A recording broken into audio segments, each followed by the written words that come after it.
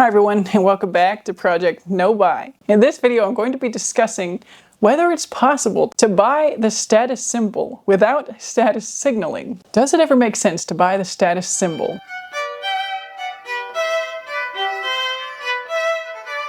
So, to get it out of the way, if you've already seen the thumbnail, you'll know that this video is kind of about the story of me buying the Apple AirPods Max headphones.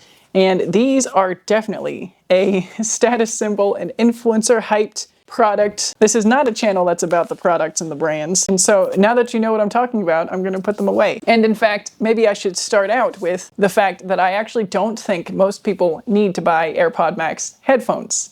So don't buy them. In fact, there might be more downsides than positives for normal users. So I have also gotten some comments about being brand obsessed, and I'm sure that this narrative isn't going to help the people that see me and others like me as obsessed with brands. But I guess to get it out of the way, I will go into the story of buying the Apple AirPods Max headphones, and then I will get into other aspects of status symbol purchasing and some of the status symbol purchases that I do personally regret. So that's what's in store for this video. Now, to get to the story of the headphones, in November of 2024, I was in the market for some headphones. I did have some cheap Sony headphones that I got used back in 2016, I want to say. It might have even been earlier than that because I had them in college and I had them all throughout my master's degree, and they work fine, they function, but they don't sound good, I guess, for lack of a better term. They make music sound flat and one-dimensional, and I have been trying to expand my own musical projects, right? My cover art, I guess I should say. And the kind of pilot of that project was the Christmas Carol snippets that I used for Everyday Vlogmas here on this channel. And I used those headphones to create all of those covers. I was listening to original artists' versions of these songs, these Christmas tunes. And hearing the detail is fairly important for the covers that I do because I record each part on my viola into my loop station and, listening to the track over and over again to get a new layer each time that I'm going to record. And I would like to do that with pop songs in full-length covers, and I would eventually like to do this at background venues or as a background artist at public venues, right? Nothing grand. I don't even necessarily need to be paid a lot for this or paid at all at first. Ideally, eventually it'll result in some kind of gig work, even if it's just a public tip jar. But, I am doing it mainly for self-enjoyment at this stage anyway. Creative fulfillment, a calm hobby, as it were. As Ali Abdaal says in his book, Feel Good Productivity, there are calm hobbies you can use to recharge. And I will be talking about that book later, so put a pin in that for Productivity January. So anyway, I was in the market for a pair of headphones, and I actually really wanted to not buy the Apple version because I don't use an Apple ecosystem. I don't want to signal more support of these Apple AirPod Maxes, and ultimately I really just didn't want to fall for the hype that far into my no-buy year after having debrandified a lot of my other aspects of life, right? Like realizing that in many cases, these things are just overhyped for really no reason, just marketing, successes, I guess one could say, where everybody seems to have bought into the fact that this is the it product and it kind of self-perpetuates, right? Like anybody who wants to have the life of an influencer is going to buy the aesthetic influencer products. And that's kind of the trap that I didn't want to fall into after realizing through and through that I didn't care to be an influencer. And part of that only really happening after reaching the other side. I guess it's kind of like those stories about people who get famous and realize that they thought they wanted to be famous, but really they don't want to be famous. And so now that I have been on the side of having, small brand offers or whatever, offers for PR from crappy brands that don't really, I don't want to be negative. Let's not call them crappy brands, let's rewind. Offers from small brands or unknown brands of products that I don't really need in my life. After I've had some of those, I've realized that earning money from promoting that kind of stuff, I was almost going to say junk, but maybe I'm just in a negative mood today. I just don't want to do that. And so I've realized that, and therefore I was not under any false pretense that I need the AirPod headphones because of that kind of aesthetic reason, right? Like that was kind of not on my radar anymore. So I was in these physical stores. I wasn't ordering online. I was at the stores trying on all the headphones, you know, all the comparable ones. They were all on sale too, I guess I should clarify, for Black Friday.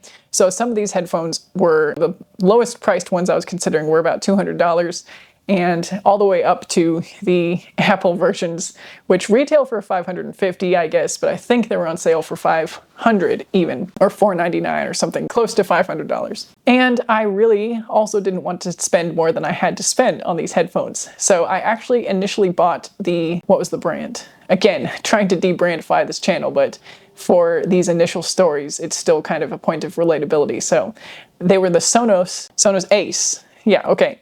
So they, incidentally, are the ones that look the most similar to the Apple ones, although that's not what I liked about them. It was just the clarity of sound. The Bose headphones, I find that Bose in general has kind of a cushion on their sound. Like, to me, to my ear, like they have a very nice kind of velvety sound, but it's not clear in the same way. And that's kind of what I was looking for. I'm not really a fan of the Sony sound profile either. And I tried basically everything on the floor, right? The Beats, the JBLs, whatever else was available. And I actually wasn't able to try the AirPods at the store on the day that I bought the Sonos ones because the floor model was not pairing. And that was another point of concern for the Apple ones. I was like, well, if the floor model's not even going to pair to let me try them, like probably don't want to buy those. And so I went home with my brand new Sonos headphones thinking that the job was done and I could go on my merry way and be happy with what I had. But I do have a friend who has the AirPods headphones. And I just thought, for posterity's sake, just to make sure that I made the right choice, because even though the ones I got were $350, not $500, it's still a lot of money, right? $350 is still a lot of money. And it is a purchase that I only want to make once. And ideally, these headphones will last the next decade and I won't need to upgrade them. And it's not a case of upgrading after I already have a pair, right? So the Sony ones that I got initially were secondhand. They were purchased online. I didn't do a sound comparison. I was just in college and needed a pair of headphones. So I wasn't buying for life, as the case may be. And even if there's a better version of a pair of headphones that comes out and exists, I do not feel the need to continually chase the next best one, because I did my due diligence and research in trying to get the best version available when I got these ones. So there's kind of that caveat out of the way, right? This isn't about constantly upgrading. It's just about upgrading to a serviceable version. And since I can do the things I want to do with these ones, now there is no need to upgrade again, unless some radically different technology comes up. But I can't fathom how, how music would sound different in another different pair of headphones, beyond going to maybe the next audiophile levels of non-wireless connected, like production style headphones. Like, I'm not interested in going that far. And it is also fairly important to me that they are wireless, because I have them on while I'm playing a viola. So like, I don't want to have wires, and I'm not going for that high quality either. So like the top of the middle range, I guess, was my target market. Now, the reason I ended up swapping the Sonos headphones I got for the Apple ones, and again, this is not an ad, this is, if anything, a de-influencing, because in most use cases, the average pair of headphones, the non-Apple ones, will be just fine, and in some cases, arguably better. You might like the velvety sound of the Bose ones. You might like the better bass of whichever other models, whichever. The Sonos actually had really nice bass. And I started listening to some of the pop songs that I think I want to cover on my headphones versus my friend's Apple ones. And it was like, oh, maybe I'm fine with the ones I have. Like maybe I made the right choice. But then I put on a string quartet, and unfortunately, a big part of my job is playing the viola in classical settings.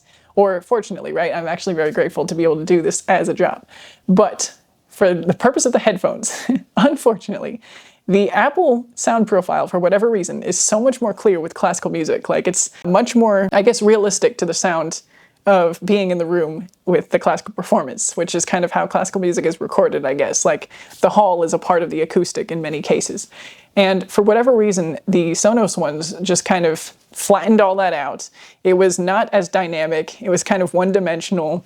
And I guess the take-home message here is that for people who don't listen to classical music, it's a non-issue, really. And in fact, the sound profiles of any other headphones are probably better for non-classical music on non-Apple headphones. So if you're not an avid classical music listener, and in fact, if I didn't do it professionally and need to hear the nuances, like I use these for listening to my own recordings of orchestral stuff too.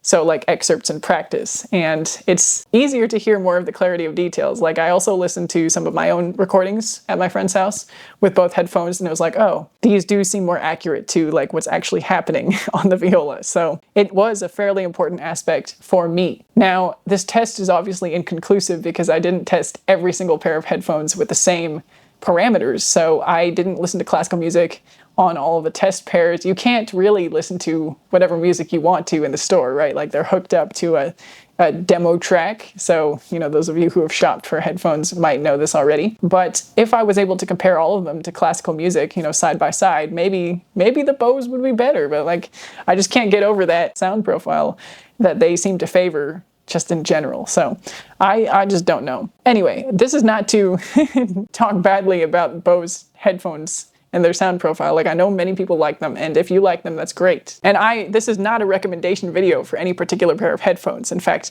let's bring it back to the status symbol aspect of consumerism and, put that story to rest. It was just kind of the hook for this video, I guess. Not that I'm trying to optimize for the algorithm, but that's my own personal experience of buying the status symbol and doing it in a way that was not to exemplify the status, right? I'm not intending to go wear these in public and display them as an accessory like some people do.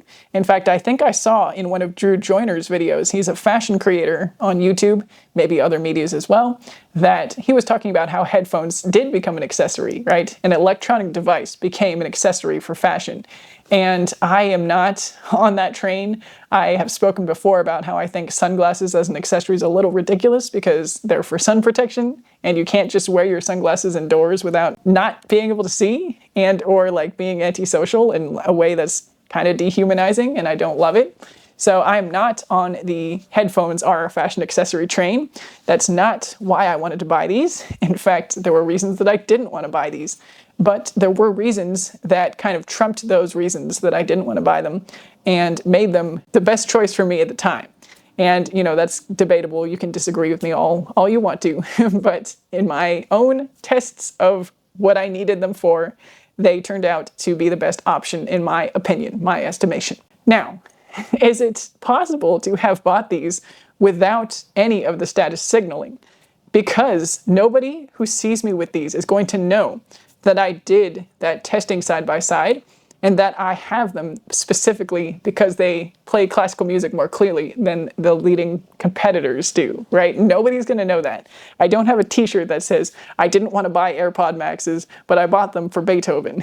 That's not something I can signal through ownership of these headphones.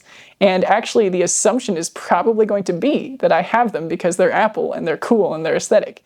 And I can't really avoid those assumptions. So in some ways, one could argue that it's not possible to buy the status symbol without status signaling. And on some level as well, the only thing that somebody knows about me because I have these headphones is that I spent $500 or $550 if they don't assume that they're on sale on a pair of headphones, and therefore they can assume that I had access to $550. And that in itself is kind of a wealth status signal, right? And I guess it kind of maybe is a different story with luxury because there are so many dupes out there. There's not really a dupe culture for headphones, at least not that I'm aware of, at least not for the purposes of looks. Maybe I'm wrong about that, but there are tons of dupes for popular handbags, popular designers, to the level that you can see somebody with what looks like a Louis Vuitton or Chanel handbag and you don't really know if it's real or fake. And you don't really know what to assume either. So you can assume that it's a $10,000 Chanel bag or a $200 dupe or $50 dupe even. Like dupes come in different shapes and sizes and qualities and prices too, right? So this isn't a commentary on cheap versus mid-price dupes or whatever. But you don't really know the assumption to make when confronted with designer luxury good with a logo. And so I just don't really have an answer as far as whether it's possible to have a luxury item without signaling the status. Now let's get into some of the smaller status signaling items that I have purchased and regret, and maybe that'll unearth some more ideas as I talk through them with you here. So let's see. I have a small list here. So the Touchland hand sanitizer, I would argue, is actually a status symbol that I really regret buying. It's a spray hand sanitizer that you'll see in many influencer videos, many pack my bag or restock videos or bathroom videos, whatever the case may be. And it's $10 for a small bottle of Squirt hand sanitizer. And once again, the only thing you really know about a person who has this is that they can spend $10 on a hand sanitizer. And it's a little bit nebulous because $10 isn't enough to know that somebody has the money to burn, right? Like if somebody has a $100,000 car, then that's a lot of money, and you can maybe infer, or maybe they want you to infer, that they just have a lot of money in general because they can afford a high car payment or to buy an expensive car. If you can buy a $10 hand sanitizer, on the other hand, it doesn't really say anything about your wealth as a whole. It just says that you spent $10, which could be a lot of your money, you just never know, on a kind of frivolous, dubious use value product. So I don't know. I don't know if one can say that that's a status symbol or not. I do have a designer YSL eyeshadow that I talked about last year. And again, it's a monogrammed product, right? It has the YSL logo right in the middle of the palette. And it is kind of a very overpriced quad of eyeshadow, right? It was like $68, I think, almost $70. It almost makes me cringe to think about it because it's really a product that didn't turn out well for me in many ways. It irritated my eyes, and before it started irritating my eyes, it didn't actually work in the way that I wanted it to. And it's kind of the circumstance where I'm not fundamentally against paying $70 for the greatest eyeshadow in the world. I don't need it now. Like where I am today, I don't need the greatest eyeshadow in the world. I acknowledge that. Like I've come to a place where even if the best eyeshadow in the world was available right here for $70, and the kind of mid-range okay eyeshadow was available here for $30, and the cheapest available eyeshadow was $10 or whatever, I'm not really attracted to having the best option available for $70. Somewhere in this middle of, if the cheap option actually works okay, then that's fine. There's nothing wrong with taking the cheap option.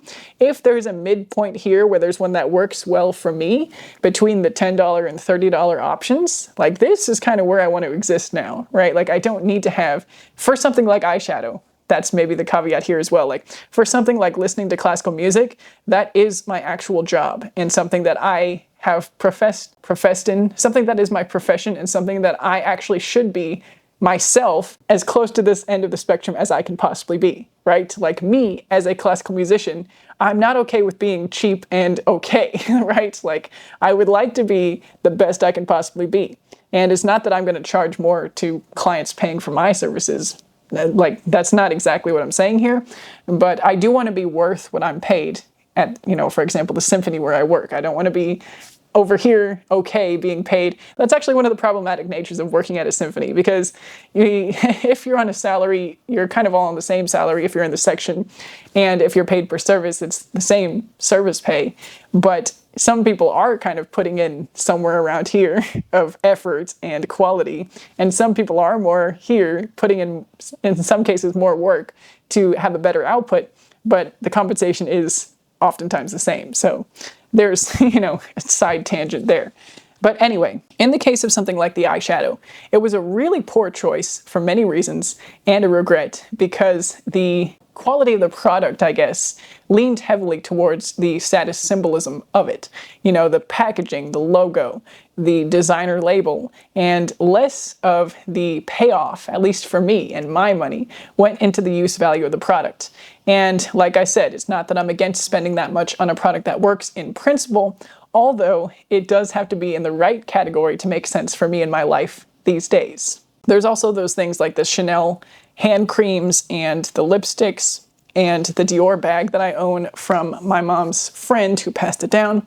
These are things actually that I would rather not own and would have to put some effort into responsibly decluttering if and when perhaps I am ready to get rid of them, pass them on, trade them for perhaps some income in return, you know, some kind of benefit or whatever. But the Chanel hand cream, for example, was something that we did open and use. Those are $55 little tubes of hand cream, and they were an influencer favorite for a long time. They might still be. There's also like the Dior little circular packages of hand cream that you'll see in a lot of Pack My Purse videos. And these things really, you know, I would argue that these are impossible to buy without status flexing, because it's a functional product. I just don't see, you know, and the eyeshadow, like I'm putting these together. I do think that buying these is a status flex, and it's not really as possible to legitimately think that you're getting the best version of the product with that purchase, if that makes sense, right? Like if you buy the Dior hand cream for whatever it is, $50+, do you really think you're getting a better hand cream than the actual skincare brands, right? The lotion formulators that don't charge $50 and don't have that aesthetic designer branded packaging. I did used to have an Apple laptop, and back in those days I was much more attracted to the design of it.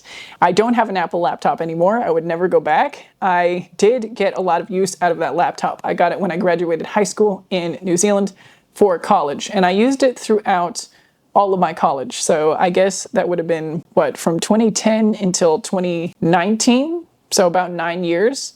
But towards the end, it was very, very slow and kind of painful to use. So while it lasted almost a decade, I would like to think that the current laptop that I have will last longer than a decade. And perhaps if and when it gets slow, I can maybe replace some of the components because it's not an Apple product.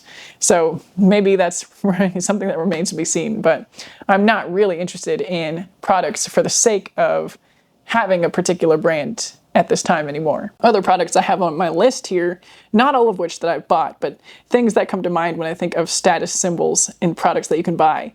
Things like the Peloton, the bikes with the subscriptions, the Stanley cups even to some degree, the Bloom greens powder, athletic greens as well. Apple products makes another appearance. Things like Uggs or Birkenstocks, any kind of fashion that's not a knockoff, honestly. Makeup, designer makeup, any luxury labels. So the questions that come to mind with these products is the quality actually better? Are the customer policies actually better? Some of these things do have a lifetime warranty or close to a lifetime warranty or a 10-year warranty, you know, things like that, that do make it feel worth it. There's other aspects of these, you know, recurring payments for Peloton or for Bloom or for AG1 subscriptions. The questions that I start asking now are, can I get every other function except for the status or packaging from another product? Or am I paying for that design, the more aesthetic design option? Is it worth paying for that more aesthetic designed option in this case or in any case?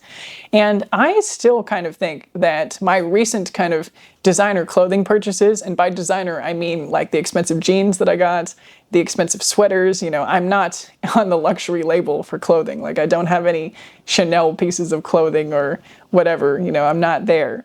But I do actually think that in my experience of using and enjoying clothes, that my level of designer purchase has actually proven to be worth it, because that is an aspect where the aesthetic of the item is what you're buying in a way.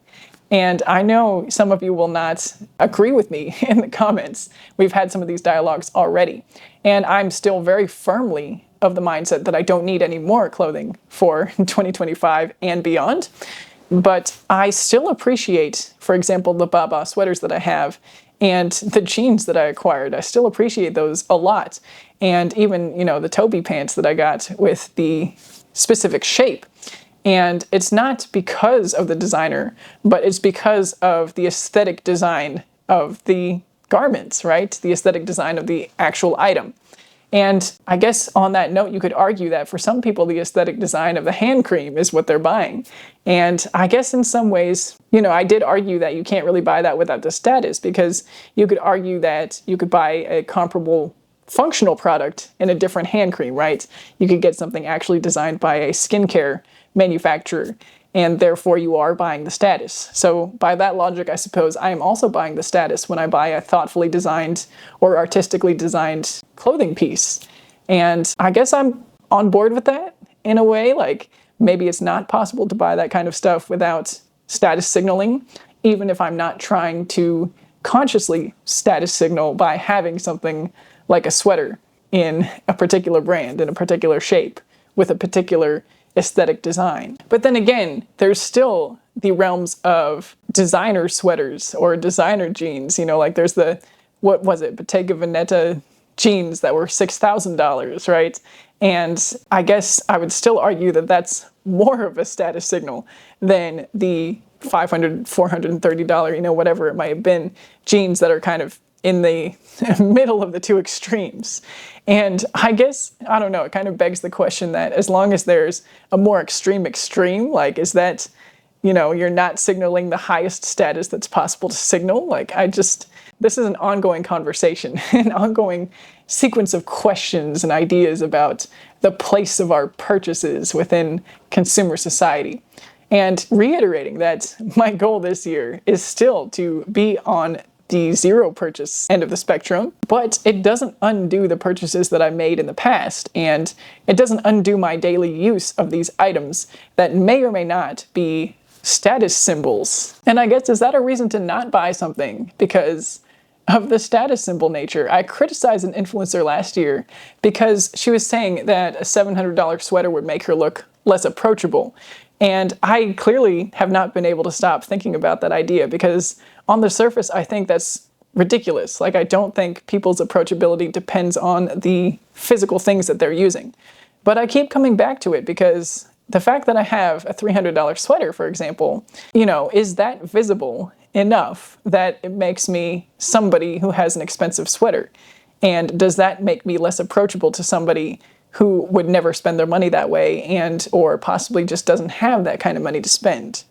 And if it does, is that enough of a reason for me to forego the $300 sweaters? And then when I compare it to other realms, you know, I have had comments that draw parallels between more expensive things and the differences between more expensive instruments. And I have an instrument that I own. It's not that expensive, right? It's not a Stradivarius. For the viola, there's not a lot of Stradivarius prestige anyway. You know, there's older instruments, but they're not in the same category as $1 million violins. I guess the most expensive instrument is a viola, incidentally. It's 45 million pounds. But I guess the difference between the most expensive instruments is that usually the people who use them, not even own them, but usually the people who use them are the highest level of professionals. And I am not the highest level of professional as far as wearing clothing, right? Like, that's not a profession. You know, one could argue that being a model or being a designer, even, you know, fashion designer or something like that, would be a clothing profession that necessitates wearing maybe more high-end clothing. But I am none of that. So whether or not I agree with that is kind of irrelevant because that's not even me. So I guess, how does one define their needs as far as which category of, let's just stick with clothing, to select from? And what does it do if I select from a category that might be higher than my actual standing of needs? There is a point where, okay, there's the Walmart quality acrylic sweater that you wear for a season and it starts pilling and fluffing and falling apart and getting in your nose. And, you know, I've been there. I've had those sweaters and I don't still have them, right?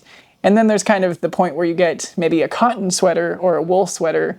And I've got some of these from the thrift store and they were about $20 and they're still going strong. And then there's the $300 sweaters and there's more hundreds of dollar sweaters available out there, right? Like, I've never gone beyond that as far as the Baba sweater being my pinnacle of expensive sweater. But is that still too much for me and my standing in life? And is it possible to make that call, right? Like, is it possible to have the feeling that that's just not for me? And, you know, here I am, the owner of now 2 Baba sweaters, and I really don't feel the need to acquire any more than that. I also don't, at this time, feel the need to not own them, if that makes sense. Like, I appreciate them, and I don't morally think it's wrong for me to have them, even if they might be above my status for sweater needs. And then there's scenarios where sometimes you get maybe the designer item at a less than designer price point. And does that change the narrative, right? Because I do have the Mulberry Alexa handbag. In college, I had the fast fashion dupe of this bag. So, you know, at one point I had a $20 version of this bag and I wore it until it wore out, right? The fake leather was peeling, the strap was broken. I wore it as long as I could and as long as it was still functional. And then the original price of this designer bag, I think, was $1,000 or possibly more. I would never have bought it at that price. But when I moved to America, so it was after my master's degree in Texas that I found a secondhand version on Fashion File for around $200, between $200 and $300. And so I purchased this selling for thousands of dollars designer bag for $200. And price point wise, it does represent the middle market between the fast fashion dupe, let's just say $20, and the $1,000 bag or $2,000, you know, whatever it was. The $200 point is the middle, although it was getting this item for this price. And so while the price might have matched and the quality, obviously I still have this and it's lasted, right? The use value is more than the $20 version. It's not clear to the average person how I acquired this bag, right? And it is a designer bag, right? And normally I'm not a designer person. Although I guess one could argue now that the bags that I actually already have are getting more and more expensive as far as their retail price. And at some point, I might be carrying a $1,000 designer bag, which is weird to think about. Like, and it's through no doing of my own, right? Like, I started purchasing this brand before any of their price increases. So the cheapest one that I purchased was $280 or $290. And that current retail price is almost $500, you know, close to double what I paid through no doing of my own. And I would not have purchased them at the prices that they now are. But nobody's going to know that. And so what does it say about me now to have this collection of things whose price values are out of my control? This is kind of an odd conversation perhaps, but you know, it's just an exploration of value in a way and value signaling. Also perhaps crossing over into virtue signaling or not. Another example I was kind of thinking of in the journaling for this video topic was those golden goose sneakers. And those are the ones that look distressed. They look worn, but they cost around $600, if I have noted this correctly. And it actually started to make sense to me why this pair of sneakers existed, why this ludicrously expensive pair of beat-up sneakers existed. And for some people, myself included right now, they may not wear sneakers enough or may have too many pairs, where they wouldn't wear them enough to achieve that distressed look through normal use.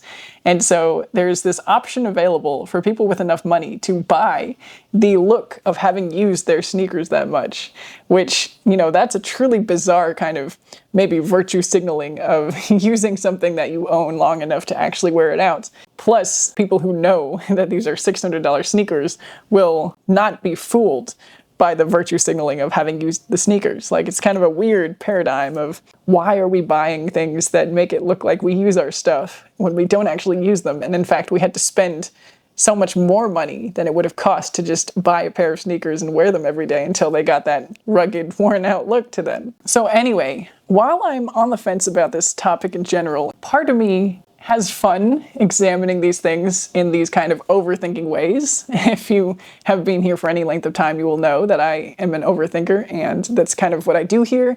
Overanalyze these kind of minute decisions of things that we want and buy in life, things that influencers do and say, and all of the above. The other part of me just wants to say, that's all nonsense, screw it. You know, sometimes we just want a nice thing and we don't have to think too much about the brands and what they imply, right? Like, not everybody is thinking about the branding of what they buy in this way. So I am aware that that is the other side, right? All of this is nonsense, but it's still, at least for me, it's fun to think about sometimes and interesting to think about sometimes and can inform reasons that we might buy or not buy or might want or not want certain things at different points of our life. And also can help us see through or the point or the purpose for the manipulation of marketing around us. And I guess the bottom line for me is, are we going to look down on people for being manipulated by marketing, or are we going to help them break free, myself included? Are you going to look down on me for falling prey to some of these traps? Or are you going to root for me to break free from the influence? Are we all going to achieve freedom as a society from these consumer traps, from being targets of capitalism. And if we don't want to make it about capitalism, from being targets of our own unfulfilled desires. And I didn't even talk about quiet luxury. There's that whole narrative too, and maybe that's the easiest explanation for everything I've been talking about in this video. It also reminds me of a friend that I had, or a colleague, I guess, who wore Louboutin shoes, the ones with the red sole. But the red sole wore off pretty quickly, and so they actually have to be resoled periodically to maintain the kind of smooth red finish. And those are like $800 shoes, and that seems a little bit bizarre in some ways.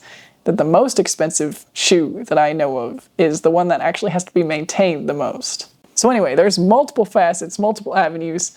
I'm going to wrap it up here for today. I think I've rambled on long enough and invalidated the whole premise of my video multiple times through saying that none of it actually probably matters, but it's fun to think about nonetheless. At least for me, and hopefully for you too.